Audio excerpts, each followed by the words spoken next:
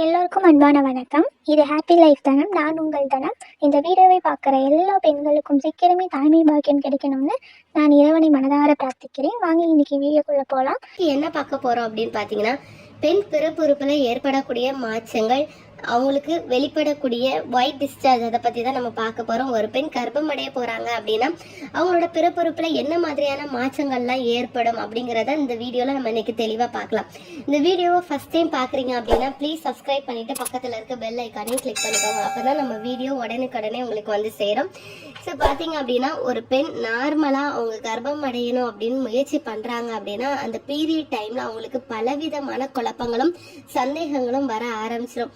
ஏன்னா ஒரு சின்ன சிம்டம்ஸ் நமக்கு தெரிஞ்சிட்டா கூட ஐயோ நம்ம பீரியட் ஆகிடுவோமோ அப்படிங்கிற ஒரு பயமும் சேர்ந்து வந்துடும். ஸோ ப்ளீஸ் பயப்படாதீங்க. ரொம்ப போட்டு நீங்கள் குழந்தைக்கு ட்ரை பண்ணிட்டு இருந்தீங்க அப்படின்னா உங்கள் மனசை போட்டு ரொம்ப ஸ்ட்ரெஸ் பண்ணாதீங்க.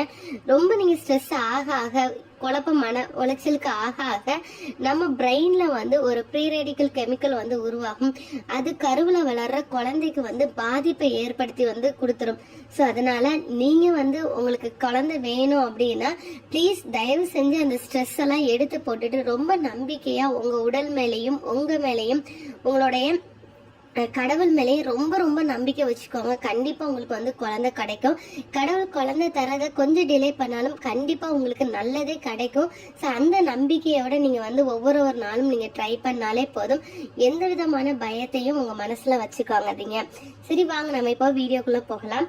இப்போ உங்களுக்கு பீரியட் வந்து வரப்போகுது அப்படின்னா உங்களோட சிம்டம்ஸ் எப்போவே நீங்கள் வந்து கண்டுபிடிக்கலாம் அப்படின்னா 25 நாள்லேருந்து 27வது நாள்லேயே நீங்கள் வந்து கண்டுபிடிச்சிடலாம். ஒருத்தங்களுக்கு நார்மலான பீரியட் டேட் எனக்கு வந்து மாதம் 28 நாட்களுக்கு ஒரு தடவை நான் பீரியட் ஆயிடுவேன் அப்படின்னா நீங்க ஈஸியா கண்டுபிடிச்சிடலாம். உங்களுக்கு 25வது நாள் 27வது நாள்லயே கூட உங்களுக்கு அந்த கர்ப்பம் அடைஞ்சிருக்கீங்களா இல்லையா அப்படிங்கிற ஒரு சிம்டம்ஸ் வந்து ஈஸியா கண்டுபிடிச்சிடலாம். இப்போ நீங்க வந்து பிரெக்னென்ட் ஆயிருக்கீங்க அப்படின்னா உங்க உடம்புல பாத்தீங்க அப்படின்னா ஒயிட் டிஸ்சார்ஜ் வந்து வெளியேறும். ஸோ வந்து உங்களுக்கு பீரியட் வர டைமில் உங்களுக்கு பீரியட் வராமல் வெறுமனையாக ஒயிட் டிஸ்சார்ஜ் மட்டும் வந்திருக்கு அப்படின்னா கண்டிப்பாக நீங்கள் வந்து ப்ரெக்னென்ட் ஆகிறதுக்கு நிறைய வாய்ப்புகள் இருக்குது. அதுவுமே பார்த்தீங்க அப்படின்னா ஒயிட் டிஸ்சார்ஜ் வரும்போது உங்களுக்கு ரொம்ப அந்த இடத்துல இச்சிங் இருந்து ரொம்ப ஒரு மாதிரி ஸ்மெல் வருது. அப்படி இல்லாமல் உங்களுக்கு வந்து பீரியட் இல்லாமல் ரொம்ப வந்து யூரின் போகும்போது சொட்டு சொட்டாக வந்து பிளட் வருது மாதிரி இருக்கு அப்படின்னா கண்டிப்பாக நீங்கள் வந்து டாக்டரை போய் பார்க்கணும். ஏன்னா அது வந்து உங்களுக்கு வந்து யூரினரி இன்ஃபெக்ஷனால கூட அப்படி ஆகும். யூரினரி இன்ஃபெக்ஷனுக்கும் நீங்கள் யூரின் போகும்போது ரத்தம் சொட்டு சொட்டாக வந்து வரும். ஸோ நீங்கள் வந்து டாக்டர் அப்போ கன்சல்ட் பண்ணுறது ரொம்ப நல்லது. நீங்கள் வந்து அசால்ட்டாக அது இம்ப்ளான்டேஷனாக இருக்குமோ அப்படின்னு நினச்சிட்டே இருக்காதீங்க. ஃபஸ்ட்டு டாக்டரை போய் பார்த்துருங்க.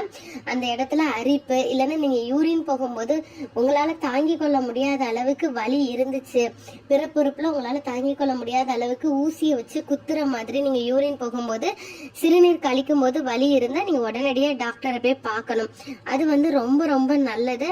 அது வந்து யூரினரி இன்ஃபெக்ஷனுக்கான அறிகுறி.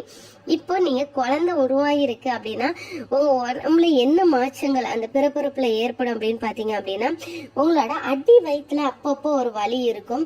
நீங்க யூரின் போகணும் அப்படிங்கிற மாதிரியான ஒரு சிம்டம்ஸ் வந்துட்டே இருக்கும்.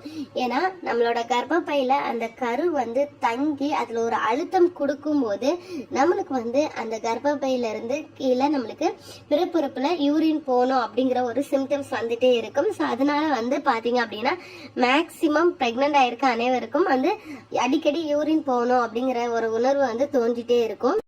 எதனால உங்களுக்கு சிறுநீர் அடிக்கடி கழிக்கணும் அப்படிங்கிற உணர்வு வருது அப்படின்னு பாத்தீங்க அப்படின்னா யூட்ரஸ் வந்து அந்த யூரின் பிளாடரை வந்து அழுத்திட்டே இருக்கும். ஸோ அப்படி அழுத்துறதுனாலதான் நம்மளுக்கு அடிக்கடி யூரின் வரும். ஸோ பிரெக்னென்ட் ஆயிருக்காங்க எல்லாருமே பாத்தீங்க அப்படின்னா அவங்களுக்கு அடிக்கடி யூரின் போயிட்டே இருக்கணும் அப்படிங்கிற ஒரு உணர்வு வந்து வந்துட்டே இருக்கும். அதுதான் அதுக்கான ரீசன் தான் அது. அப்புறம் பாத்தீங்க அப்படின்னா அந்த ஒயிட் டிஸ்சார்ஜ் அப்படின்னு வந்து சொன்னேன்ல, இப்போ உங்களுக்கு பீரியட் வந்து 28 நாளைக்கு ஒரு தடவை ரெகுலரா வருது. ஆனா உங்களுக்கு பீரியட் வரப்போற டைம்ல உங்களுக்கு வெள்ளைப்படுதல் இருந்துச்சு அப்படின்னா கண்டிப்பா நீங்க வந்து பிரெக்னென்ட் ஆகுறதுக்கு நிறைய வாய்ப்பு இருக்கு.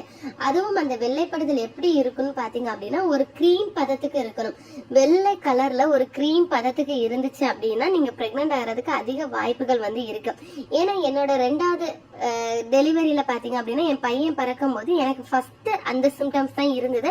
அதை வச்சு தான் நான் கன்ஃபார்மாக கன்சீவ் ஆயிருக்கேன் அப்படின்னு நான் நினச்சேன். ஏன்னு பார்த்தீங்க அப்படின்னா எனக்கு பீரியட் வரப்போகுது அப்படின்னா எனக்கு வெள்ளைப்படுதல் எப்படி இருக்கும் அப்படின்னா பச்சை முட்டையோட அந்த வெள்ளைக்கருவில் இருக்கும்ல அந்த கண்ணாடி பதத்துக்கு தான் எனக்கு வரும். அதுக்கப்புறம் எனக்கு உடனே ப்ளீட் ஆக ஆரம்பிச்சிடும். ஆனால் என் பையன் வயிற்றுல இருக்கும்போது நான் கன்சீவ் ஆயிருக்கேன்னு எப்படி உணர்ந்தேன்னா எனக்கு அப்பப்போ இந்த ஒயிட் டிஸ்சார்ஜ் இருக்கும். அதுவுமே கிரீமி பதத்துக்கு இருந்துச்சு.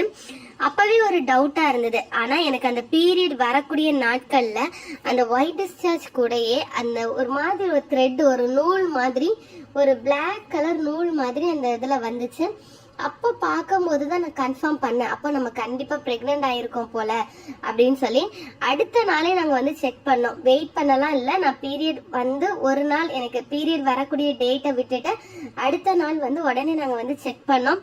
அப்பவே எனக்கு பீரியட் டிலே ஆகி என்னோட பிரெக்னன்சி கன்ஃபார்ம் ஆனது நாங்கள் உறுதிப்படுத்துகிறோம்.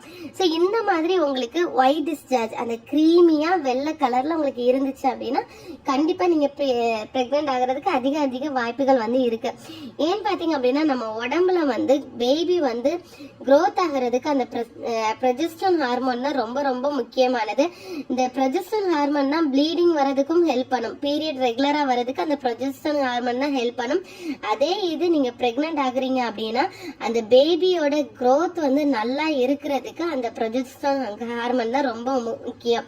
அதனால பாத்தீங்க அப்படின்னா உங்களோட வயிறு உப்பசமாவும் மலச்சிக்கல் வர மாதிரி இருக்கும்.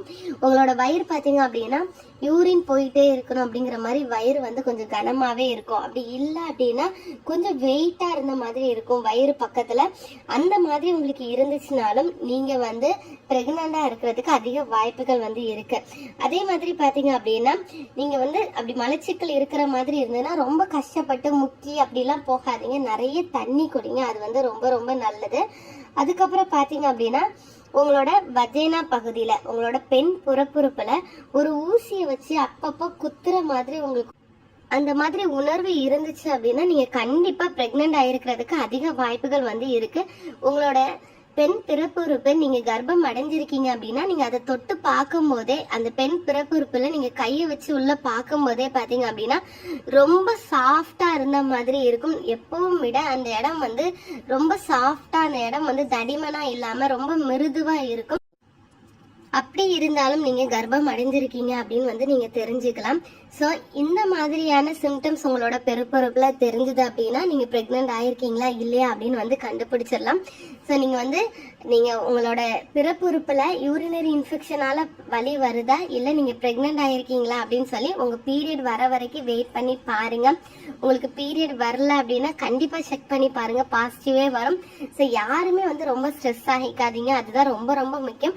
உங்களுக்கு இந்த வீடியோ பிடிச்சிருக்கும் நம்புறேன். லைக் பண்ணுங்க, ஷேர் பண்ணுங்க, கமெண்ட் பண்ணுங்க, மறக்காம சப்ஸ்கிரைப் பண்ணுங்க, பக்கத்துல இருக்க பெல் ஐக்கானை கிளிக் பண்ணுங்க.